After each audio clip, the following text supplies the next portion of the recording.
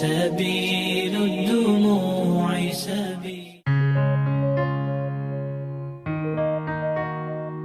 Assalamualaikum warahmatullahi wabarakatuh. Waalaikumsalam warahmatullahi wabarakatuh. Bertemu kembali dengan saya di podcast Al Barokah bersama Ustadz Syaifulana. Selamat siang Ustadz. Selamat siang. Bagaimana kabarnya Ustadz? Alhamdulillah baik. Udah lama tidak membuat video-video karena kesibukan masing-masing. Alhamdulillah sekarang kita sudah bisa membuat video lagi, dimana kita akan sharing-sharing tentang ilmu-ilmu agama yang insya Allah akan bermanfaat bagi kita semua. Baik. Begini Ustadz, untuk kali ini saya ingin bertanya tentang anjuran membaca basmalah Ustadz. Iya, kenapa dengan anjuran membaca basmalah? Setiap melakukan sesuatu itu kita dianjurkan membaca basmalah. Apakah itu benar Ustadz? Apakah itu benar dan apa alasannya Ustadz? Oke. Dalam masalah ini sebenarnya itu bermula dari hadis Nabi yang berbunyi kullu amrin dibalin la yubda'u fihi bismillahirrahmanirrahim fahuwa abtar. Segala sesuatu apabila tidak didahului dengan basmalah maka itu nakis, tidak sempurna, kurang barokahnya. Ini kan tendensi hadisnya seperti ini. Dari sini kita bisa mengambil kesimpulan bahwasannya segala sesuatu itu harus didahului dengan basmalah. Namun tidak semuanya. Tidak semuanya. Ada beberapa hal yang kita tidak dianjurkan, bahkan kita ada yang diharamkan membaca basmalah dalam hal itu. Yang pertama adalah itu ada 5 perkara. Yang pertama adalah ketika safasiful umur. Perkara itu merupakan sesuatu yang remeh, maka kita tidak dianjurkan untuk membaca basmalah. Contohnya safasiful umur itu adalah ketika kita mau berludah, kita tidak dianjurkan untuk membaca basmalah. Ketika kita mau memakai sandal, kita tidak dianjurkan untuk membaca basmalah. Kenapa? Karena ini adalah hal yang remeh. Itu yang pertama. Yang kedua, ketika sesuatu itu sesuatu yang haram, maka kita tidak boleh membaca basmalah. Bahkan diharamkan kita membaca basmalah ketika perkara itu perkara yang haram. Contohnya mau berzina, mengucapkan bismillahirrahmanirrahim terus berzina, ini haram hukumnya. Yang ketiga itu perkara yang makruh. Perkara itu ketika makruh maka hukumnya juga makruh ketika membaca basmalah. Contohnya melihat kemaluan istrinya, itu kan hukumnya makruh.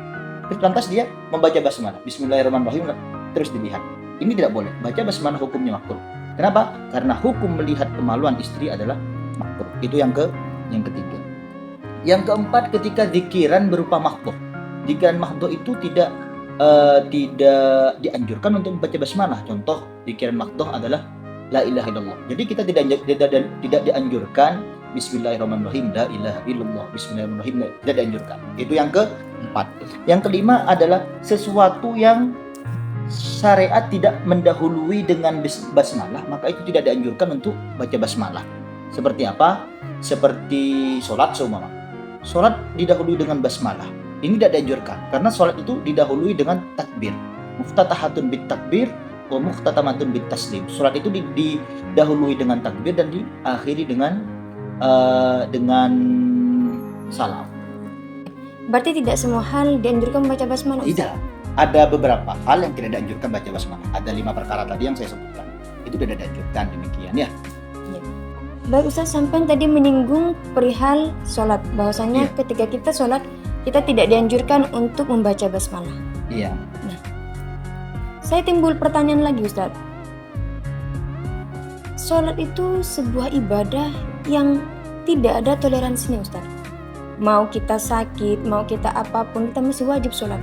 Iya. Bahkan yang penting masih ada bernyawa, masih bernyawa, masih ada detak jantung, intinya masih hidup, masih itu hidup, masih wajib sholat Ustaz. wajib sholat. Benar, sangat benar. Saya jadi penasaran Ustaz, alasannya kenapa tidak ada toleransinya sama sekali dalam sholat ini, padahal ibadah-ibadah yang lain seperti puasa, zakat, naik haji itu ada toleransinya masing-masing Ustaz. Saya itu penasaran Ustaz. Mohon penjelasannya Ustaz.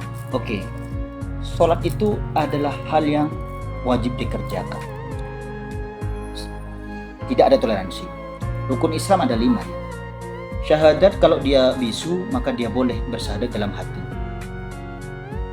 Puasa kalau dia sedang perjalanan atau sakit maka dia boleh tidak puasa dan mengkodok puasanya. Zakat ketika dia tidak mampu maka dia boleh tidak zakat. Haji ketika dia tidak mampu maka dia boleh untuk tidak haji. Tapi kalau sholat tidak ada tawar. Kalau tidak bisa sholat berdiri maka dia sholat duduk. Ketika dia tidak bisa sholat duduk maka dia sholat tidur miring. Ketika dia tidak bisa sholat tidur miring maka dia sholat sambil berterlentang dan pakai kedipan mata. Itu sholat. Ini tidak ada tawaran sholat itu. Jadi orang di dunia ini imma dia sholat atau dia disolati. Silahkan pilih. Tidak ada toleransi ya. Nah, kenapa demikian? Karena sholat itu memang hal yang penting. Sholat itu bukti ubudiyah kita kepada Allah Subhanahu wa Ta'ala. Demikian. Contoh, gini. Ketika Allah menurunkan, memerintahkan umatnya untuk puasa, maka turunlah ayat tentang puasa. Ketika Allah menganjurkan umatnya untuk zakat, maka turunlah ayat tentang zakat.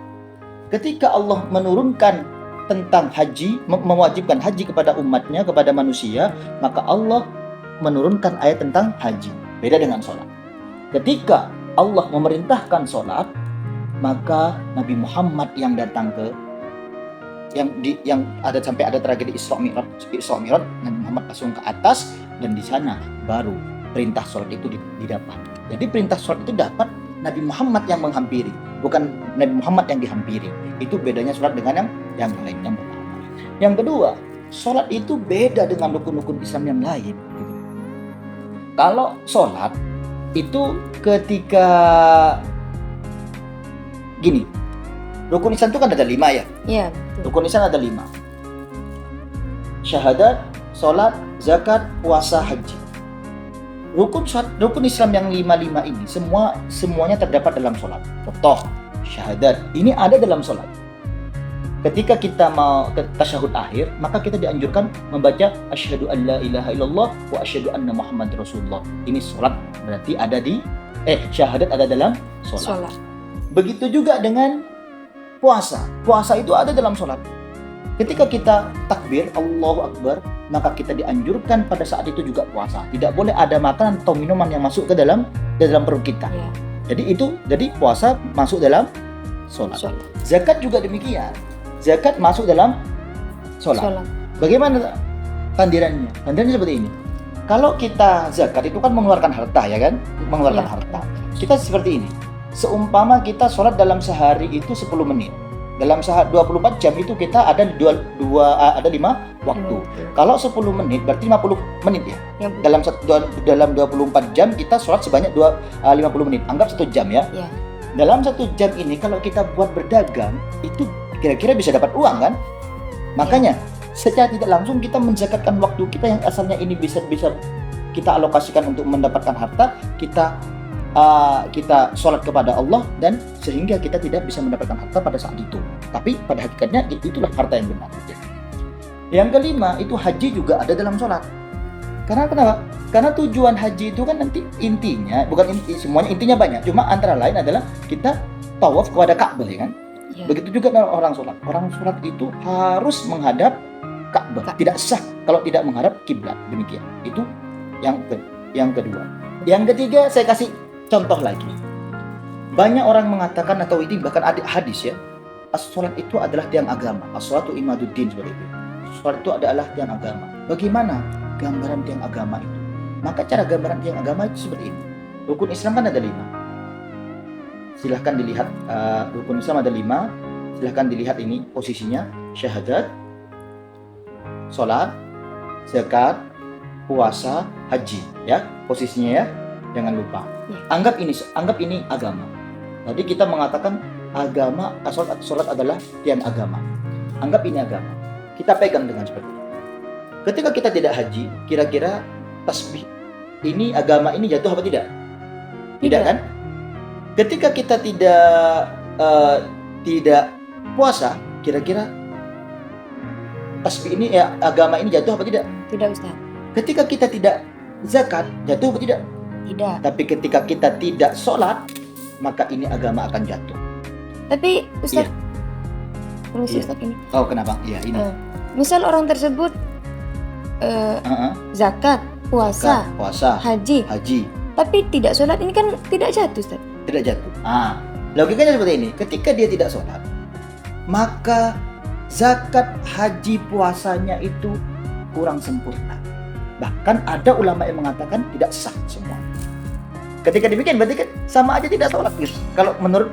Kalau mengikuti pendapat ulama yang mengatakan haji, sholat, haji, puasa dan zakat itu tidak sah, kan demikian? Iya Ustaz.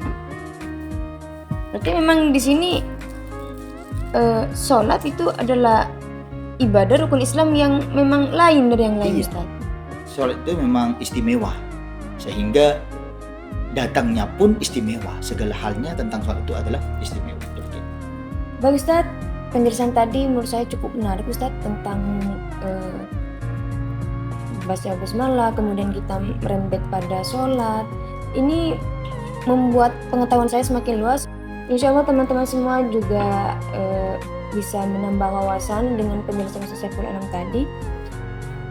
Baik Ustaz, ini sudah lumayan panjang durasinya Ustaz. Iya. Sampai juga udah pasti punya kesibukan.